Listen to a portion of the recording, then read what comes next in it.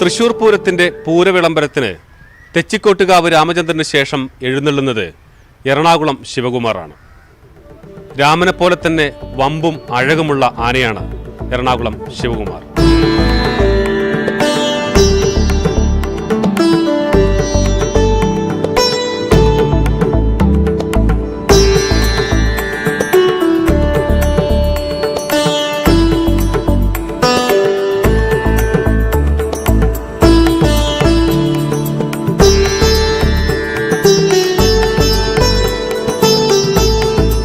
ഇത്തവണ നമ്മൾ പരിചയപ്പെടുന്നത് എറണാകുളം ശിവകുമാറും പാപ്പാൻ സുരേഷ് കുമാറിനെയുമാണ്.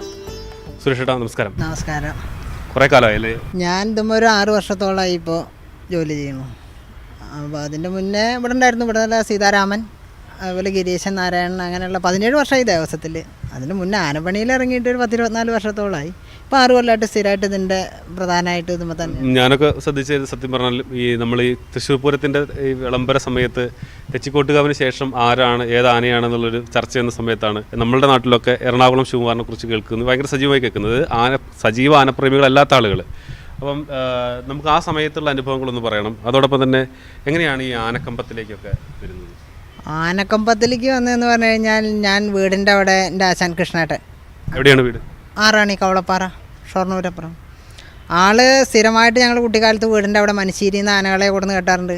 അപ്പോൾ ആളുടെ കൂടെ അങ്ങനെ നടന്നിട്ട് ഈ ആനകളെയും കണ്ട് സ്കൂളിൽ പോകുന്ന സമയത്ത് തന്നെ ഞാൻ ആനകളുടെ പിന്നാലെയാണ്. പോകുമ്പോഴും വരുമ്പോഴും ഒക്കെ വീടിൻ്റെ അടുത്ത് തന്നെ സ്ഥിരം കെട്ടാറ്. അങ്ങനെയായിട്ട് അങ്ങനെ ഇതിലേക്ക് മാറിയതാണ്. ആളുടെ കൂടെ നിന്നാണ് ഞാൻ കൂടുതലായിട്ട്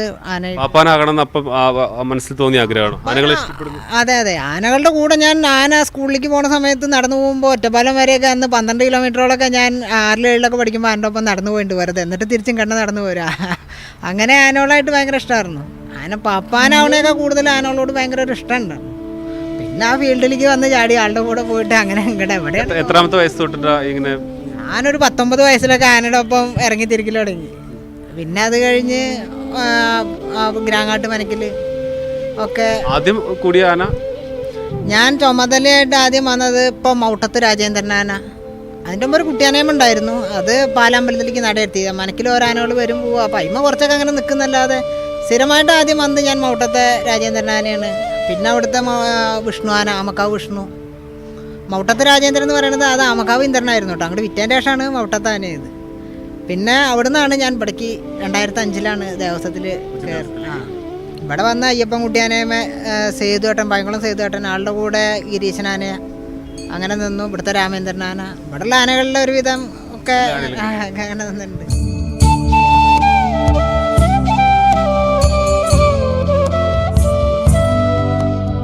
ശിവകുമാറിനെ കുറിച്ച് പറയുകയാണെങ്കിൽ നമുക്ക് ശരിക്കും ഇത് കേരളത്തിൽ തന്നെയുള്ളതല്ലേ? ഞാൻ കേട്ടിടത്തോളം ഈ ആന ശരിക്കും കോഴിക്കോട് ഒരു മുസ്ലിംസിൻ്റെ ഉണ്ടായിരുന്ന നിലമ്പൂർ ആനയാവാനാണ് സാധ്യത. ഇത് 73 എറണാകുളം അമ്പലത്തിൽ നടയിരുത്തുന്നത്. അവരെടുത്ത് അന്ന് വാങ്ങുമ്പോൾ ഈ ആനക്കുട്ടിയുടെ പേര് വിനോദ് എന്നായിരുന്നു അത്രേ. അപ്പോൾ അതിനെ അവിടെ വാങ്ങി 73 നടയിരുത്തുമ്പോൾ അന്നൊരു 5 വയസ്സ് അല്ലെങ്കിൽ 6 വയസ്സ് അത്രേ ഉണ്ടാവുള്ളൂ മാക്സിമം എന്നാണ് പറയണത്. അങ്ങനെയാണ് ഇത് കോഴിക്കോട് ഭാഗത്തു നിന്നാണ് ഈ ആനയെ വാങ്ങിയിട്ട് അവിടെ നടയിരുത്തുന്നത്. അതൊരു KG ഭാസ്കരൻ എന്ന് പറഞ്ഞ ഒരാളാണ് വാങ്ങി നടയിരുത്തുന്നത്. അവരിതിൻ്റെ ഒരു ആനയെ ഗുരുവായൂർ നടയിരുത്തിയിട്ടുണ്ട്, സത്യനാരായണൻ എന്ന് പറഞ്ഞിട്ട്. ആളാണ് ഈ ആന. അതുപോലെ തൃപ്രയാർ രാമേന്ദ്രൻ ആനയൊക്കെ ആളാണ് നടയിരുത്തുന്നത്. അത്ര ചെറുപ്പത്തിൽ വന്നിട്ടുള്ള ആനക്കുട്ടിയാണത്. ഇതിനെ സംബന്ധിച്ചിടത്തോളം എന്താ വെച്ചാൽ പൊതുവേ ഒരു ശാന്തനാണ്. ആരോടും അങ്ങനെ പുറമുള്ള ഒരാളോട് ഒരു വാശിയുള്ള ആനയല്ല. ഒരാളോടും ഞാൻ ഇപ്പോൾ നിൽക്കുന്ന ഇത്രയും കാലമായിട്ടില്ല. ഒരാൾ ഉപദ്രവിക്കുക അല്ലെങ്കിൽ വെറുതെ ആരും ഇല്ലാത്ത സമയത്ത് ഇപ്പം അതിൻ്റെ അടുത്തേക്ക് ചെന്ന് വെച്ചിട്ട് അത് പെട്ടെന്ന് അങ്ങനെയുള്ളൊരിതൊന്നും ഇല്ല ആൾക്ക്. കുറുമ്പ് കാണിക്കുക എന്ന് പറഞ്ഞു കഴിഞ്ഞിട്ടുണ്ടെങ്കിൽ അങ്ങനെ പ്രത്യേകിച്ചിട്ടൊരു വാശിയും തെറ്റിപ്പോക്കൊന്നും ഇല്ല. ആൾക്കൊരു പേടിയുണ്ടായിരുന്നു മുൻകാലങ്ങളിലൊക്കെ. അതിപ്പോൾ ഈ പറഞ്ഞ നമ്മൾ എന്തെങ്കിലും കാണുക അല്ലെങ്കിൽ ഭയങ്കരമായിട്ടുള്ള ബഹളം കാര്യങ്ങളൊക്കെ ഉള്ള സമയത്ത് ആൾക്കൊരു പേടിയുണ്ട് എപ്പോഴും. അല്ലാതെ വേറെയുള്ള പ്രത്യേകതയൊന്നുമില്ല. മതപ്പാട് സമയത്ത് പിന്നെ അതിൻ്റെ ഒരു വാശി കാണിക്കുന്നല്ലാതെ അങ്ങനെ ഉപദ്രവിക്കുക. തട്ടക്കാരനോട് ഭയങ്കരമായിട്ടുള്ളൊരു ബന്ധമുള്ള ഒരു ആന.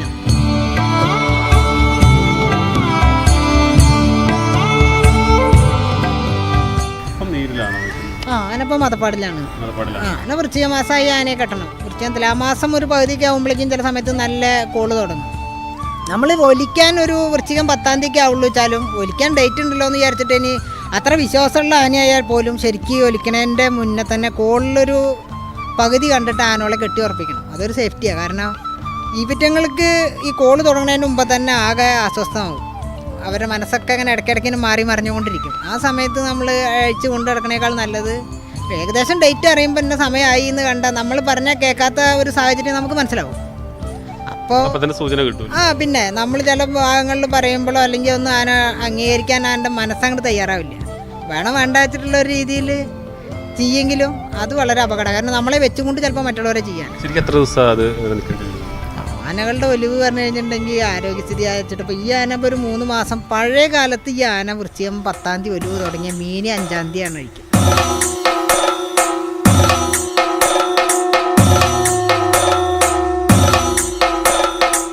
ഇതിനകത്ത് ഒരു കൊമ്പ് അല്ല, ഇത് കൊമ്പ് മുറിക്കുന്ന സമയങ്ങളിൽ ചില ആനകൾക്ക് ഈ മജ്ജ, ഇത് ഭയങ്കര കൊമ്പ് ചാട്ടമുള്ള ആനയാണ്. മുറിക്കുന്ന സമയങ്ങളിൽ മജ്ജയിലൊക്കെ തട്ടാൻ സാധ്യതയുണ്ട്. അങ്ങനെ എന്തോ ഒരു കൈപ്പഴവ് വന്നിട്ട് ആ കാലത്ത് അങ്ങനെ അതിൻ്റെ ഉള്ളിൽ കൂടെ പഴുപ്പ് കയറിയിട്ടാണ് കൊമ്പ് ഊരി പോയിട്ടുള്ളതാണ്. ഞാൻ ഇവിടെ വരുമ്പോൾ ഇതിന് കൊമ്പൊന്നും ഇല്ല. ആ ഒരു കൊമ്പ് ആ ഒരു കൊമ്പ് ഇപ്പോൾ പോയി ഇപ്പോൾ വന്നിക്കണ ചെറിയ കൊമ്പില്ലേ, അതില്ല. ഒരു കയ്യൊക്കെ ഇത്ര നീളം ഒരു അരടിക്ക് ഉള്ളിലേക്ക് കയറി പോകും. അങ്ങനെ ഒരു ഹോളായിരുന്നു. പിന്നെയാണ് അതിങ്ങനെ ഇറങ്ങി. അതെ, അതൊരു അത്ഭുതം കേട്ടോ. അത് ഇങ്ങനെ ഈ പറഞ്ഞ എന്ത് ചെയ്യുക, അപൂർവം ചില ഇതിലാണ് കൊമ്പ് രണ്ടാമത് വരുന്നത് കാണുള്ളൂ. അതാ മുറിക്കണേൽ പറ്റിയ കൊമ്പും കൂടി ഉണ്ടെങ്കിൽ അതിൻ്റെ ഒരു ഭംഗി വേറെയാണ്. പക്ഷെ എന്നാലും പനി വെപ്പ് കൊമ്പായാലും അത് വെച്ച് ചെല്ലണം, അതിന് പെട്ടെന്നൊന്നും ഒരാൾ വെപ്പാന്നറിയില്ല. ഒരുപാട് പേര് ആഗ്രഹിക്കുന്നുണ്ടല്ലേ അവരുടെ ഉത്സവങ്ങളിൽ. പിന്നെ ഒരുപാട് സ്ഥലങ്ങളിൽ ഈ കൊല്ലം, കോട്ടയം ആ ഭാഗത്തു നിന്നുള്ള വിളികളാണ് ഇവിടേക്ക് ഓഫീസിലേക്കൊക്കെ സ്ഥിരം വന്നുകൊണ്ടിരിക്കുന്നത്. ആൾക്കാർക്ക് ഇപ്പോൾ ഈ പറഞ്ഞ ആനകളെ കുറിച്ച് അറിയാം. പിന്നെ ഒന്നാമത് ഇപ്പോഴത്തെ കാലഘട്ടത്തിൽ എണ്ണം പറഞ്ഞാൽ വളരെ കുറച്ച് ആനകളേ ഉള്ളൂ.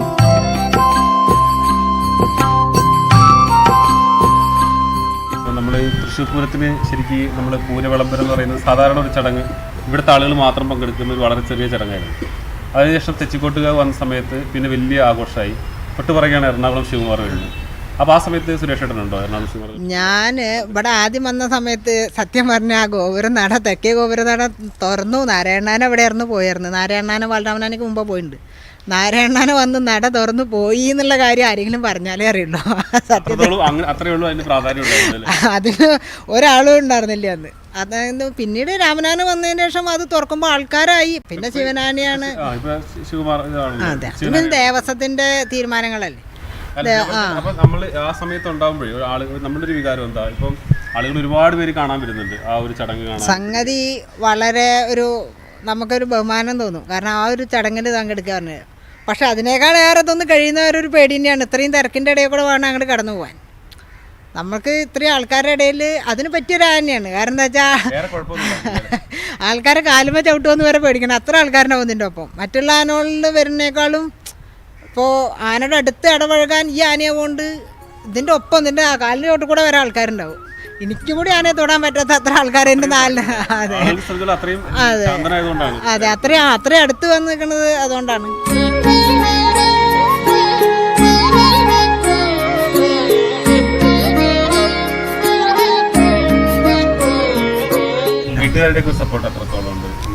ആനയായിട്ട് ബന്ധമുള്ളവർ ആരുമില്ല കേട്ടോ വീട്ടില്.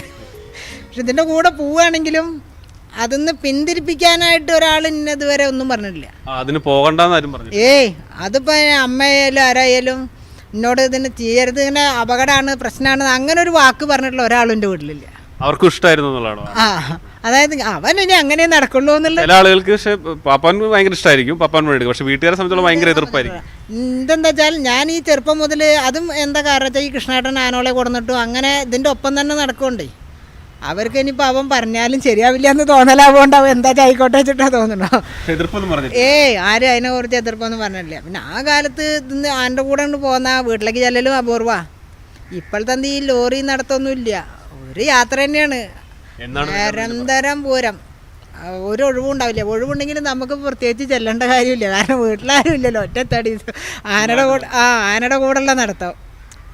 അതിന്ന് വിട്ടിട്ട് എപ്പോഴെങ്കിലും എന്തെങ്കിലും ആവശ്യം ഉണ്ടെങ്കിൽ ചെല്ലുക എന്നല്ലാതെ ഇപ്പം നമുക്ക് പറഞ്ഞു കഴിഞ്ഞാൽ വീട്ടിലും ഭാരാബ്ദങ്ങളും കുട്ടികളും കുടുംബമാകുമ്പോൾ നമ്മൾ ചെല്ലും. അന്നെന്താ അതിൻ്റെ കൂടെ നടക്കാൻ കഴിയണ.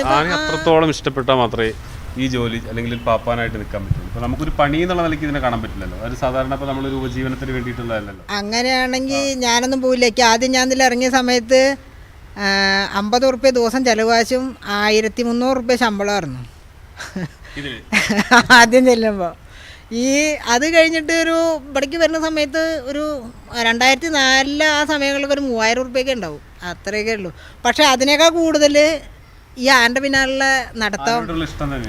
അതെ, അല്ലാതെ വേറെ നമ്മൾ ഇതൊന്നൊരു വരുമാനം ഉണ്ടാക്കാന്നുള്ളൊരു ചിന്ത അന്നും ഉണ്ടായിട്ടില്ല സത്യം പറഞ്ഞാൽ. കാരണം എന്താ വെച്ചാൽ ഈ ഉത്സവമില്ലാത്ത സമയത്ത് ആനോളെ പണിക്ക് കൊണ്ടുപോകുക അങ്ങനെയുള്ള പരിപാടികൾ അന്നും ഞാൻ ദിനൊന്നും നിന്നിട്ടില്ല. വെറുതെ അവിടെ കെട്ടും, ഇതിനെ കഴുകുക, കുളിപ്പിക്കുക, പട്ട വെട്ടുക, അങ്ങനെയായിട്ട് നിൽക്കാന്നല്ലാതെ ഇതിൽ ആനോട് ബന്ധപ്പെട്ട് പോണവർ പൈസയായിട്ട് മോഹിക്കുന്ന ഒരു കാലം ഇല്ല. അത് മുമ്പുള്ള കാരണന്മാരും അതെ, അവരൊക്കെ പോണ സമയത്ത് ആനയുടെ കൂടെ തന്നെ നടന്നിട്ട് ഭക്ഷണം അവരെന്നെ പാകം ചെയ്ത് പോണ വഴിക്ക് കഴിക്കണം അങ്ങനെയൊക്കെ ഉണ്ടായിരുന്ന കാലത്തും പൈസ ആയിട്ടുള്ളതിനേക്കാൾ കൂടുതൽ ആനയായിട്ട് ബന്ധം, ആനയോടുള്ള ഇഷ്ടം. അതാണ് ഞാൻ പറഞ്ഞത്. ഇപ്പോൾ എല്ലാവരോടും സംസാരിക്കുമ്പോൾ നമുക്ക് നിങ്ങളിൽ നിന്നൊക്കെ മനസ്സിലാക്കാൻ പറ്റുന്നത് അതാണ്. കാരണം അത്രത്തോളം ആനയെ ഇഷ്ടപ്പെട്ട് നിൽക്കുന്ന, അല്ലെങ്കിൽ വരുമാനത്തോട് കൂടുതൽ ഇതിനോട് ഇഷ്ടം എന്നുള്ളതാണല്ലോ ഏറ്റവും പ്രധാനപ്പെട്ട. പിന്നെ നമ്മളൊക്കെ അങ്ങനെ പോവുകയാണെങ്കിൽ എത്രയോ സന്ദർഭങ്ങളിൽ ആനകൾ പല ആൾക്കാരായിട്ടുള്ള അറ്റാക്കും പൂരപ്പറമ്പിൽ തെറ്റിയിട്ടും പല സംഭവങ്ങളും നേരിൽ കണ്ടിട്ടും ആ ഒരു 2 ദിവസം ഒരു ടെൻഷൻ ഉണ്ടാവും ആനോട് സമയത്ത്.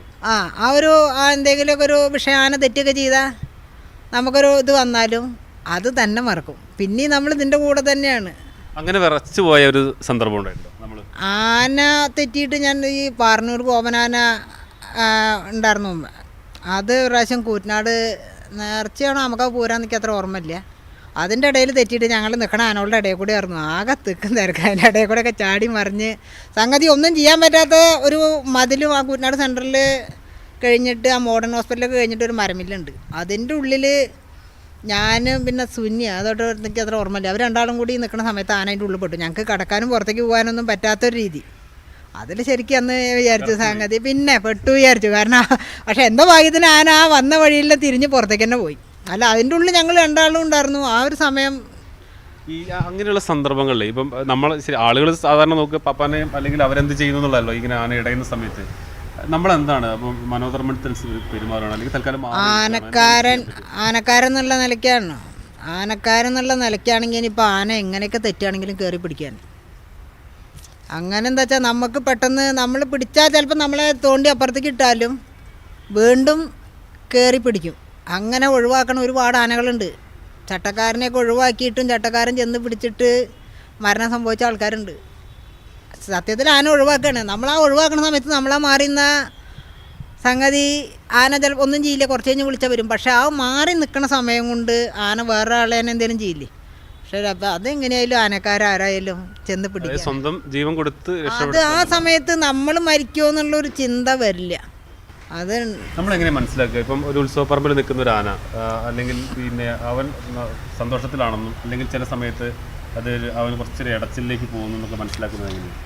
ഇടച്ചില്ലിക്ക് പോകാൻ ആനകളെ ഇപ്പോൾ ചില സമയത്ത് ഒന്നാമത് ആനകളുടെ മുഖമൊക്കെ അങ്ങോട്ട് മാറും. മുഖഭാവത്തൊക്കെ ആനകൾക്ക് മാറ്റം വരും. ആനകൾ ഇപ്പോൾ ഈ ചില സമയത്ത് നമ്മൾ ചില ആനക്കാർ ഓർക്കാപ്പുറത്താണ് തല്ലി ആനേനെ. കാഴ്ചക്കാരനെ മാത്രമാണ് അത് ഓർക്കാപ്പുറത്ത് അടിച്ചു വെറുതെ ആനയെ തല്ലിയെന്ന്. പക്ഷേ ആ ആനക്കാരനറിയാം ആന ആ ഒരു അടിയും കൊണ്ടാവും അവിടുന്ന് അങ്ങോട്ടുള്ള നിമിഷം ആന അവിടെ നിൽക്കുക. ആന ഏകദേശം ഇങ്ങനെ കയ്യിൽ നിന്ന് പോവുക. ചിലപ്പോൾ കുത്തുവിളക്ക് പിടിച്ചിരിക്കണ ആളുടെ അടുത്തേക്കാവും ആന ശ്രദ്ധിക്കുന്നുണ്ടാവുക. അത് പുറമുള്ളവർക്കറിയില്ല, ആനക്കാർക്ക് മനസ്സിലാവും. ആന ചിലപ്പോൾ അവനെ പിടിക്കാനുള്ള ശ്രമം നോക്കുക, അല്ലെങ്കിൽ നമ്മുടെ തൊട്ടപ്പുറത്തേക്കണ ആനക്കാരനെ വാരാൻ വേണ്ടിയിട്ട് ഇങ്ങനെ തുമ്പിക്കൈ ഒരു സൈഡിലേക്ക് ചരിച്ച് പിടിച്ചിട്ട് ഇങ്ങനെ വാടെടുക്കുക എന്ന് പറയും. ഇങ്ങനൊരു സാഹചര്യം ഇതിൻ്റെ ആനക്കാരൻ കണ്ടിട്ടുണ്ടാവും. അവന് വേറൊന്നും ചെയ്യാനില്ല, ആയി അവിടെ വെക്കിയെന്നൊക്കെ പറഞ്ഞാലും 1-2 പ്രാവശ്യമൊക്കെ പറഞ്ഞാൽ ആന അനുസരിക്കാൻ ആണെങ്കിൽ ഓക്കെ. നേരെ മറിച്ച് ആന ഇവൻ പറഞ്ഞത് അനുസരിക്കണില്ല, ആന കയ്യിൽ നിന്ന് പോകുമെന്നുള്ളൊരു തോന്നലോ അല്ലെങ്കിൽ അവനെ കടന്ന് ചെയ്യോ എന്തെങ്കിലും ചെയ്യുമെന്ന് തോന്നുമ്പോൾ ഇവൻ ചിലപ്പോൾ തൊട്ടി കൊണ്ട് വെട്ട് അല്ലെങ്കിൽ വടിക്കമ്പോണ്ട് അടിക്കുകയോ ചെയ്യും. ആ ഒരു അടിയിൽ ഇത് അവിടെ തന്നെ നിൽക്കും. ആ ചിന്ത വിടുക ആന. ചില ആനകൾ ആ അടി കൊണ്ട വഴി ചട്ടക്കാരൻ്റെ നേരെ തിരിയും. അപ്പോഴും അവൻ ഈ ഇപ്പോൾ കാണണമെന്നെന്താ പറയുക, ആ ഒരടി വെറുതെ കൊടുത്തു, ആ ആന അവൻ്റെ പിന്നെ തല്ലി, അതിൻ്റെ നേരെ പാപ്പാൻ്റെ നേരെ തിരിഞ്ഞു. അത് അവന് കിട്ടേണ്ടതാണ്, അതവൻ്റെ യോഗ. പക്ഷേ സത്യത്തിൽ അതല്ല. അവൻ ചിലപ്പോൾ അപ്പുറത്ത് നിൽക്കണ ആളെ തന്നെ രക്ഷിക്കാനാവും ചെയ്തിട്ടുണ്ടാവുക. ആ ഒരു വാശിയിൽ, അവനെ കിട്ടാത്ത വാശിയിൽ ചില ആനകൾ പാപ്പാൻ്റെ നേരെ തിരിയും. അല്ലാതെ വെറുതെ ഒരു നമുക്കത് അറിയാൻ പറ്റൂല, ആനയുടെ മനസ്സ് പോലെ വായിക്കാൻ പറ്റുന്നൊക്കെ പറയുന്നത്. ഇതൊക്കെ ഒരു പകുതി പരിപാടി കഴിയുമ്പോഴേക്കും ആനോള് ഇപ്പം ഞാൻ പറഞ്ഞൊരു 4 മണിക്കൂർ മേളൊക്കെ കഴിഞ്ഞിരിക്കണ ആനോള്, അല്ലെങ്കിൽ പൂരം രാവിലെ 8 മണിക്ക് തുടങ്ങി ഇത് ഉച്ചവരെയൊക്കെ നിൽക്കുന്ന സമയത്ത് ഇവർക്കും കുറേ നേരം കഴിഞ്ഞാൽ ആകെ ഒരു ഇത് വരില്ലേ. അപ്പോൾ ലേശം വാശിയുള്ള ആനോളാണെന്നുണ്ടെങ്കിൽ അവർ ആകെ വിക്രസ കാണിക്കും. അല്ലാതെ തല്ല അല്ലെങ്കിൽ ആവശ്യമില്ലാതെ വെറുതെ തല്ലണൊരു ഇതല്ല. ആവശ്യമില്ലാതെ ഒരാൾ അങ്ങനെ ഉപദ്രവിക്കില്ല. എന്തെങ്കിലും തക്കതായ ഒരു കാരണം ഉണ്ടാവും.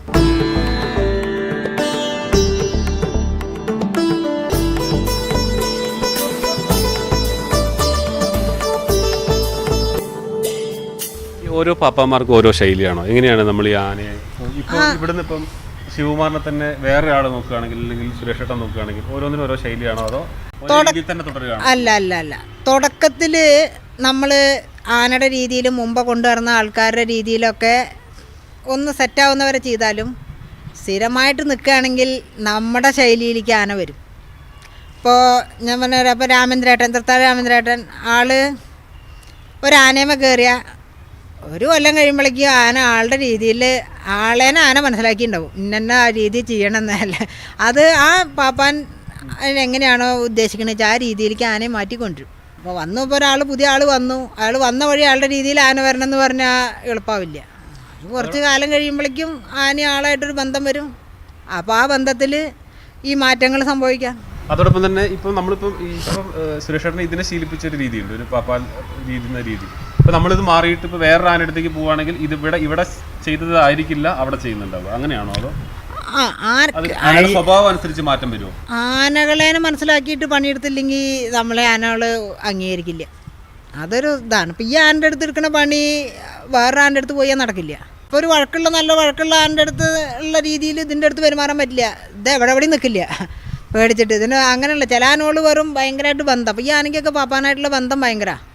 ആ ബന്ധത്തിൻ്റെ ഇടയിൽ ഇപ്പോൾ ഇടയ്ക്കിടയ്ക്ക് നമ്മൾ കാരണമായിട്ടുള്ളൊരു വേദ്യം ചെയ്യേണ്ട ഒരു സാഹചര്യമൊക്കെ ഉണ്ടായാൽ ആ വിശ്വാസം നഷ്ടപ്പെടും. ഇതിനൊക്കെ സംബന്ധിച്ചിട്ട് പാപ്പാനായിട്ടുള്ള വിശ്വാസം നഷ്ടപ്പെട്ടാൽ ഒരു രക്ഷയില്ല. കാരണം എന്താ വെച്ചാൽ പേടിയുള്ള ഒരാളാണെങ്കിൽ ആ ആളുടെ അടുത്ത് ആനയും പേടി ആനക്കാരനെയും പേടി, രണ്ട് കൂട്ടർക്കും കൂടിയും പേടിയാവുമ്പോൾ പ്രശ്നമാണ്. അപ്പോൾ ഇതിലെന്താ വെച്ചാൽ ആ ഒരു ബന്ധം വരുന്നതാണ്. ആനയ്ക്ക് നമ്മളെ വിശ്വാസം ഉണ്ടാവണമെങ്കിൽ അയാൾ ഇന്നതേ ചെയ്യുള്ളൂ. അയാളിപ്പോൾ ഒരു വടിയെടുത്ത തെറ്റൊക്കെ കണ്ടപ്പോൾ ഈ ആനയൊരു എന്തെങ്കിലും ഒരു കാര്യം ഇപ്പോൾ നമ്മൾ കഴുകി നിർത്തിയ സമയത്ത് മണ്ണ് എന്തെങ്കിലുമൊക്കെ വാരിയിട്ട് നമ്മൾ വടിയെടുത്ത് വരികയാണെങ്കിൽ ആനയ്ക്കറിയാം തല്ല് കൊള്ളുന്നു. അതൊക്കെ ആന അംഗീകരിക്കും. അല്ലാതെ വെറുതെ ഉള്ള സമയത്ത് ഇപ്പോൾ തല്ല് എന്തെങ്കിലും ചെയ്താൽ ആന നമ്മളൊന്നും ചെയ്യില്ല. പക്ഷെ എന്നാലും ആനയ്ക്ക് ആ വിശ്വാസം നഷ്ടപ്പെടും. പലപ്പോഴും നമ്മൾ കേൾക്കാറുണ്ട്, ചിലപ്പം പപ്പന്മാരെ കുറിച്ച് പലതും കേൾക്കാറുണ്ടല്ലോ. ഇപ്പം ചിലർ മദ്യപിച്ചു എന്നുള്ളൊക്കെ പറഞ്ഞുള്ള ആക്ഷേപങ്ങളൊക്കെ വരാറുണ്ട്. ശക്തമായ രീതിയിലുള്ള ജീവിതശൈലി ആവശ്യമാണോ? ഒരു ജീവിതശൈലി എന്ന് പറഞ്ഞു കഴിഞ്ഞാൽ മദ്യപാനം എന്തുമായിട്ട് ഒരു ബന്ധമില്ല. പിന്നെ മദ്യപിക്കണതിൻ്റെ വേറൊരു കാര്യം ഞാൻ പറഞ്ഞുതരാം. നമ്മൾ ഒരു ആനക്കാരെന്നുള്ള രീതിയിൽ ഇപ്പം ഞാനിതൊന്നും ചെയ്യില്ല, പക്ഷേ എന്നാലും ഞാൻ പറഞ്ഞുതരാം. ഒരു വഴക്കുള്ള ആന പഴയ കാലങ്ങളിലൊക്കെ ആൾക്കാർ കഴിച്ചായിരുന്നു. പക്ഷേ അവരൊന്നും ആനകളെ അങ്ങനെ കഴിക്കണോണ്ട് ആനകൾക്കൊരു പ്രശ്നം ഉണ്ടായിരുന്നില്ല കേട്ടോ. പിന്നെ ഞാൻ പറഞ്ഞുതരാം, ഒരു 30 ആന നിൽക്കണതിൻ്റെ ഇടയിൽ പഴയ കാലങ്ങളിൽ വന്ന് നിൽക്കണ ആനകളെ കുറിച്ചൊന്ന് ചിന്തിച്ച് നോക്കൂ. ആകെ തിക്കും തിരക്കും ലഹളയാവും. ഇതിൻ്റെ ഇടയിൽ ഈ ആന പൂരഴിച്ച് കഴിക്കണമെങ്കിൽ മരത്തുമെന്ന് അഴിച്ചിട്ട് കൊടന്ന് പൂരം കഴിഞ്ഞ് തിരിച്ച് കെട്ടുന്നവരെ ടെൻഷൻ തന്നെയാണ്. അപ്പോൾ സ്വാഭാവികമായിട്ടും കഴിക്കുന്ന ആൾക്കാർ ആ സമ്മർദ്ദത്തിൻ്റെ ഇടയിൽ കഴിക്കുന്ന ആൾക്കാരുണ്ടാവും. പക്ഷെ അതൊന്നും സ്ഥിരം കുടിച്ച് വഴി കിടന്ന് അങ്ങനത്തെ ലഹളയല്ല പറയുന്നത്. കഴിക്കുകയാണെങ്കിലും അതൊക്കെ എന്താ ഒരു ടെൻഷൻ തന്നെയാണ്.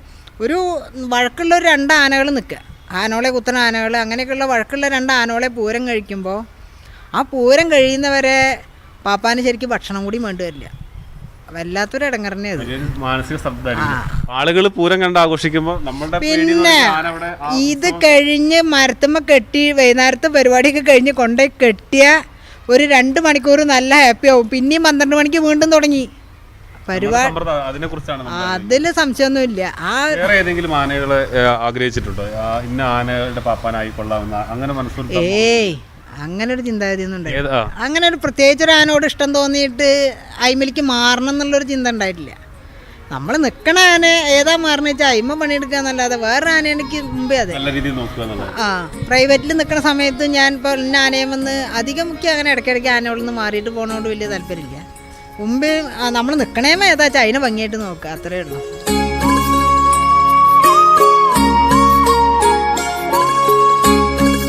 വീട്ടിലൊക്കെ ഇപ്പോൾ ഭാര്യ 2 കുട്ടികൾ 9 ഇരട്ട കുട്ടികളാ. അവരെന്താ പറയുന്നത്? അവരൊന്നും ഈ ഭാഗത്തേക്ക് വരില്ല. കാരണം എന്താ വെച്ചാൽ വരില്ല പറഞ്ഞാൽ എന്ത് ചെയ്യുക, അങ്ങനെയുള്ളൊരു ആനകളെ കുറിച്ചിട്ടുള്ള അങ്ങനത്തെ അവർ കാണുമ്പോൾ ഇന്ന ആനയാണ് ഇന്ന പണി, അല്ലാതെ ഏതാ ആനാന്നോ അല്ലെങ്കിൽ അങ്ങനത്തെ ഒരു നമുക്ക് ഏകദേശം കണ്ടറിയില്ലോ. ഇപ്പം ഈ ഇതിലേക്ക് തന്നെ വന്ന് ചാടുന്ന് സാധ്യത അങ്ങനത്തെ ഒരു ചിന്താഗതിയൊന്നും ആർക്കും ഇല്ല.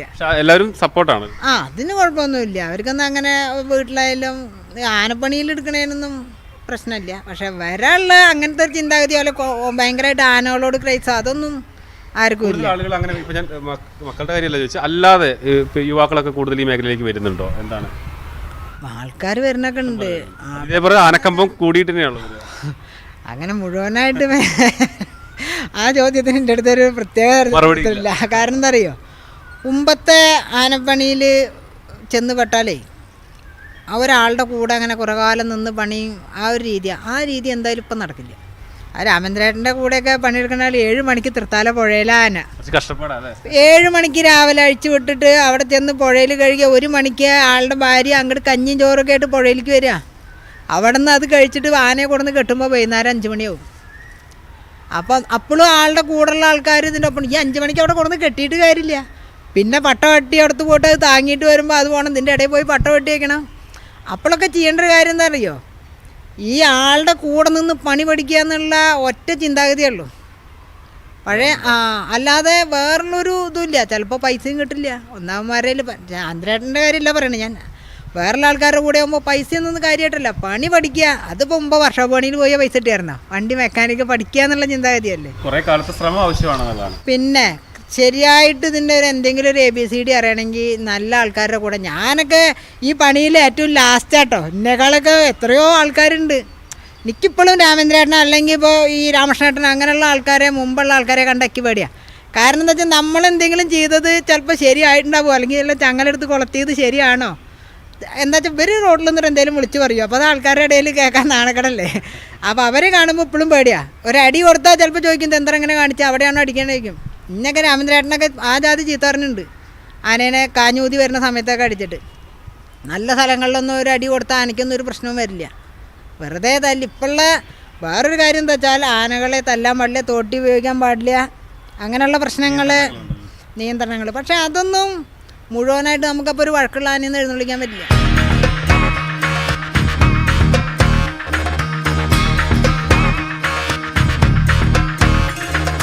നമ്മളിതിപ്പോൾ ഈ ഇത്രയും കാലമായല്ലോ ആനയുടെ ഒപ്പം ജീവിക്കുന്നു.